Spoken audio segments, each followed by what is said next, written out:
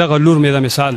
په 2 لک روپۍ ما به یې کړې ده که څوک یې اخیستل غواړي را دي شي زه یې خرڅومه ګینې که کم نر افغانۍ ما دې د قرض خلاص کړي رښتیا خرڅوي دي په څو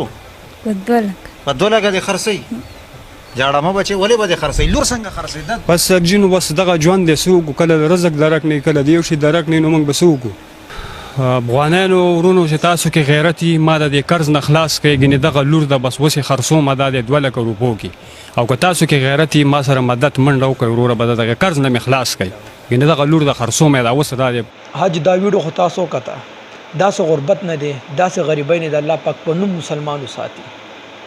الله پاک ته څوک چاته محتاجه کوي نه چې خپل بچي خرڅ کړي دومره غربت زیات شي دومره غریبي زیاته شي چې خلک خپل بچي خرڅوي چې په کور کې سوي هغه خرڅوي لوښي خرڅوي نن دا نوجوانو زه خپل دا لور خرڅومه په 2 لک روپۍ باندې د خپل لور سودا کوي ولې مجبوره دی آیا که دا مجبوري نه وه دا د کیمرې مخه ته ولې راتله د ده به خاندان وي د ده به رشته داران ماما به وي ترونه به وي نو په دې وجه خو دا کیمرې ته نشره ته خو د ډېرې مجبورۍ نه رالیږي د خپل هغه بیکګراوند ته مونږ دا فیملی ته مونږ د چیرې ما نه پس په د دې ویډیو نه پس په د ما څه حالات خلکو ما ته څه پیغور راکړي خو یقینا د مجبوري ډیره ده اگر که د مجبوري نه و د دا ویډیو نه کول دا کیمرې مخ ته نه راتله الله پاک په دې رحم وکړي مونږ بوله دعا کوو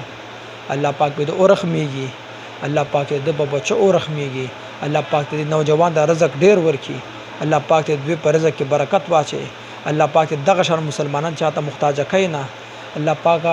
په ټول مسلمانانو رحم وکي خدای په داس غریبانو رحم وکي قریب خدای ته رزق کې پراخواله واچي خدای پاک رزق کې برکت واچي د ټول مسلمانانو څومره غریبانان وي خدای پاک په افغانستان کې وي په پاکستان کې په بر ملک اوسېږي خدای پاک ټول ته پر رزق کې برکت واچي خدای پاک بل لا سه محتاج مکي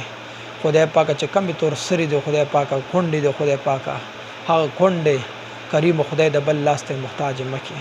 بل چاته محتاج مکي خدای پاک ته په رحم کې کریم خدای ته په رحم کې مونږ دعا کوو تاسو په کمنټ کې امين ولیکئ